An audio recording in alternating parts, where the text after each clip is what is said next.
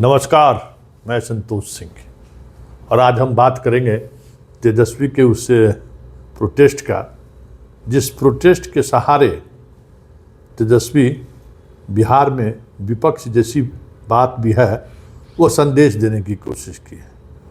लेकिन सड़कों पर जो चीज़ें देखने को मिला और जिस तरीके से पूरा प्रशासन तेजस्वी के खातिरदारी में लगा हुआ था, उससे तो कहीं न कहीं ये ज़रूर लगा कि सब कुछ पहले से तय था। लेकिन सवाल वो नहीं है।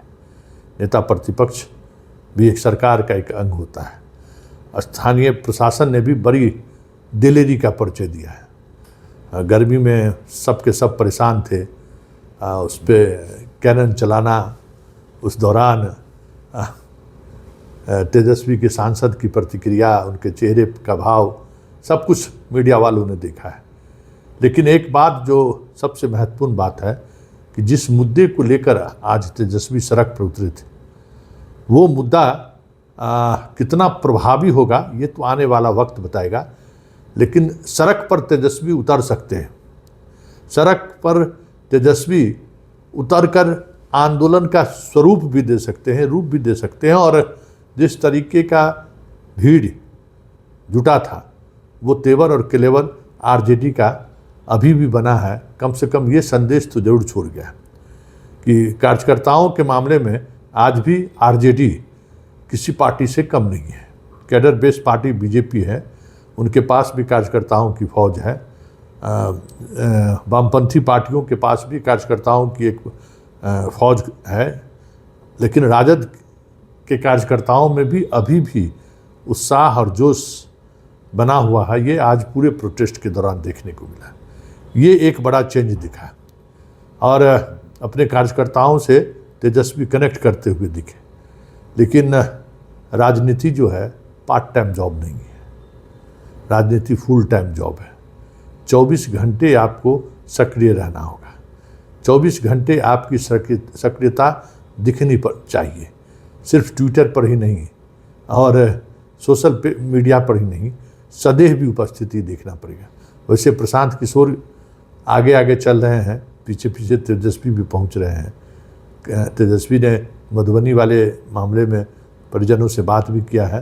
अब तेजस्वी जाएंगे भी मिलने के लिए, जिनसे पहले से प्रशांत मिल चुके हैं, जिनसे पहले से बड्डी यादव वाले मामले में भी प्रशांत पहले मिले, बाद में तेजस्वी पहुँचे। लेकिन तेजस्वी के जाने का मतलब है, तेजस्वी के जाने से जो उनके अपने वोट बैंक हैं उनको एक अलग सांत्वना मिलता है कि चलिए हमारे नेता आए हैं।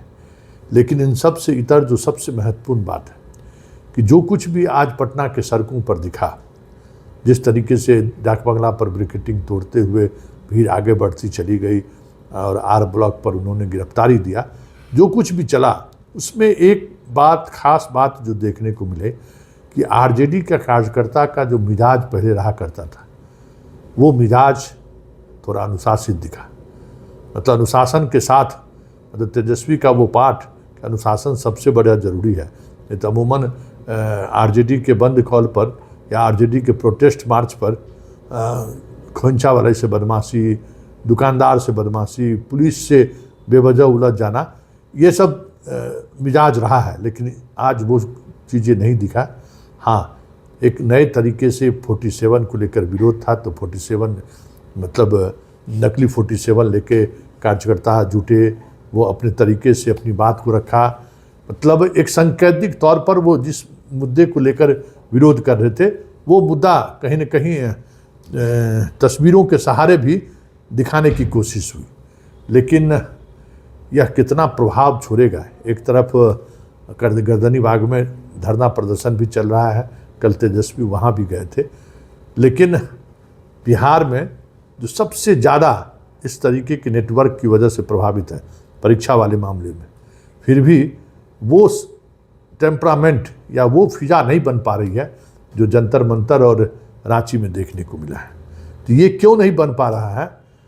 विपक्ष की विश्वसनीयता या फिर आंदोलन कर रहे संगठन की विश्वसनीयता या आंदोलन पर बैठे लोगों की विश्वसनीयता, कुछ तो बात है जो कहीं न कहीं इन चीज़ों को दूर कर रहा है।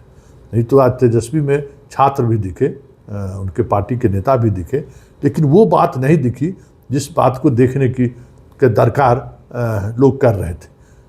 राज्यपाल से उनकी मुलाकात भी हुई, उन्होंने ज्ञापन भी दिया। एक प्रोटेस्ट ऐसा लगा जैसे एक खाना पूर्ति हो रहा है। लेकिन इस बीच तेजस्वी ने कई मौके पर मीडिया से अलग अलग बिंदु पर कुछ अपनी प्रतिक्रिया भी दिया है, और फिर मीसा भारती ने भी अपनी बात रखा है। इन तमाम बातों को ज़रा हम गौर से सुनते हैं और उस आखिर इसके सहारे वो संदेश क्या देना चाहते हैं, ये समझने की ज़रूरत है। क्योंकि संदेश देने की कोशिश तो ज़रूर हुई है कि राजद अभी भी एग्जिस्ट कर रहा है, राजद अपने तरीके से सरकार पर दबाव बनाने की कोशिश कर रहा है, और आने वाले दिनों में राजद एक नए टेम्परामेंट के साथ जनता के बीच रहेगी। ये संदेश देने में तेजस्वी जरूर कामयाब हुए हैं।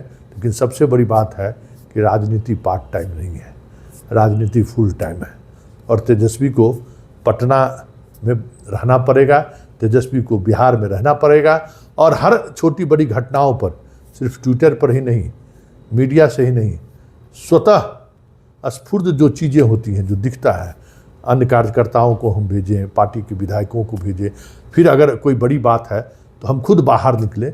ये जब तक नहीं होगा तब तक राजद की वापसी या राजद अपने आप को पुराने मिजाज में लौटा ले, ऐसा होता हुआ दिख नहीं रहा है। जिंदाबाद का केंद्र बनता जा रहा है, बेरोजगारी लाठी को लेके सरकार, AK-47 चलाई जा रही है मासूम, लाठी को लेके सरकार, इसका जवाब देनी चाहिए, लाठी को लेके सरकार, परीक्षा शिक्षा व्यवस्था, लाठी को लेके सरकार, लाठी को लेके,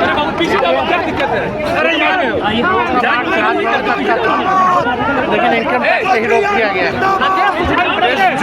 सरकार के खिलाफ हम लोग आगे लड़ाई लड़ते रहेंगे। जेल भेजने से हम लोग डरने वाले लोग नहीं हैं। हमारे भगवान श्री कृष्ण का ही जन्म जो है जेल में हुआ था, और छात्रों के हक और अधिकार के लिए, बेरोजगारी मिटाने के लिए, पेपर लीक रोकने के लिए, पारदर्शिता परीक्षा के लिए, इन सब सारी चीज़ों के लिए, अच्छी शिक्षा व्यवस्था के लिए, अच्छी स्वास्थ्य व्यवस्था के लिए, बिहार को आगे बढ़ाने के लिए, बिहार के भविष्य को बेहतर करने के लिए हम लोग हमेशा आवाज़ उठाते रहेंगे, लड़ाई लड़ते रहेंगे। तस्वीर देखिए, पूरी तरह से कटीले तारों से यह बैरिकेड किया गया है, जहां पर यह इनकम टैक्स का चौराहा है और आगे बिरचन पटेल पथ जाता है। और यह तस्वीर देखिए, और इन सब के बीच इधर की तस्वीर देखिए, वाटर कैनन का प्रयोग किया गया। इसके बावजूद भी कार्यकर्ता जो है वो अड़े हुए हैं। इधर भी बातचीत करने का प्रयास करेंगे, क्या आगे का रुख होगा, चूंकि वाटर आगे जाएंगे, एकदम जाएंगे।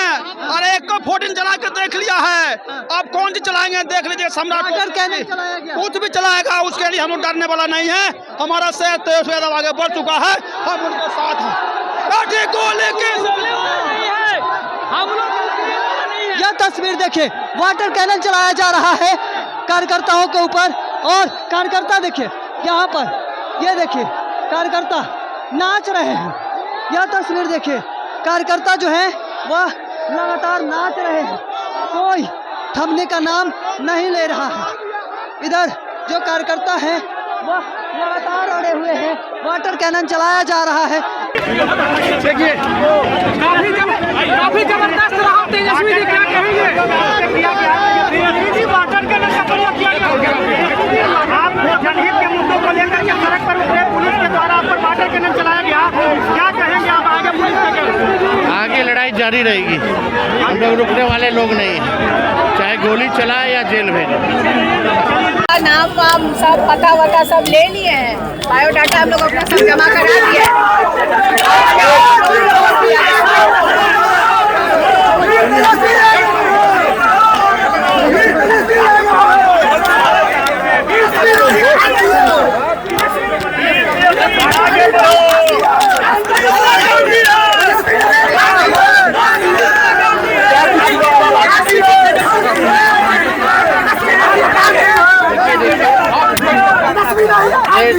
जब तक मुख्यमंत्री जिम्मेदारी तय नहीं करेगा, पूरी घटना का वक्तव्य नहीं देंगे और दोषियों पर जब तक कार्रवाई नहीं की जाएगी, आदेश किसने दिया चलाने का गोली, जब तक ये लोगों के समक्ष नहीं रखेंगे, जब तक छात्रों के साथ न्याय नहीं होता, जब तक नौकरियां, बेरोजगारी खत्म नहीं होती, निष्पक्ष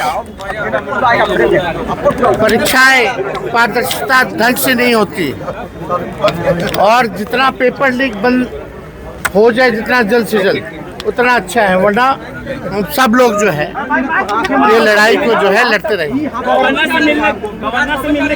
हमारे पार्टी के गवर्नर साहब हैं नहीं, उनके एसीएस में लेंगे, पार्टी के डेलीगेशन उनसे जाकर के मेमोरेंडम देगा।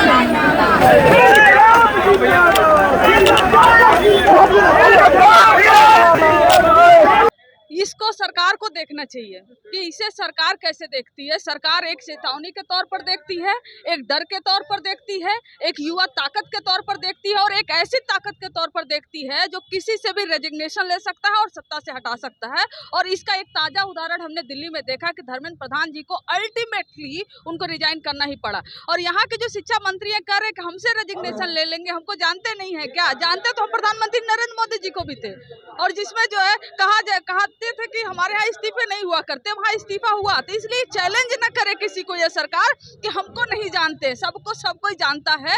और ये जो आज ताकत, ये फोर्स जो आज जा रही है, ये सत्ता से सवाल पूछेगी कि क्या इस देश के, इस प्रदेश के युवा जो सिवान में AK-47 चलाया गया, वो क्या इस प्रदेश के युवा आतंकवादी हैं? क्या आपको AK-47 चलाने की जरूरत पड़ी? सरकार का कहना है कि आप लोग देर से जगे हैं, और दूसरा बात कि जिसने AK-47 चलाया था उस पर कार्रवाई। क्या कार्रवाई हुई? आप एक जगह से हटा के दूसरी जगह लगा देंगे, सस्पेंड तो किया नहीं ना, सस्पेंड नहीं किया गया है। AK-47 चलाने वाले को अगर सस्पेंड किया जाता, उनको एक जगह से दूसरी जगह जो है ट्रांसफर कर दिया गया। ट्रांसफर को कोई पनिशमेंट नहीं कहते हैं, ट्रांसफर को प्रमोशन कहते हैं। और आपके अंदर इतना गुर्दा नहीं है कि जो छात्रों पे AK-47 चलाया, जो कि सुप्रीम कोर्ट में इन्होंने कहा कि हाँ AK-47 चला है, तो AK-47 किसके परमिशन से चला है? क्योंकि होम मिनिस्टर खुद हैं, और बिना होम मिनिस्टर के ऑर्डर से, बिना जो है DGP के ऑर्डर से, बिना हाई प्रोफाइल जो कमिश्नर है उनके ऑफिस से ऑर्डर से AK-47 नहीं निकलेगा। एक सिपाही AK-47 अपने मन से नहीं निकाल सकता।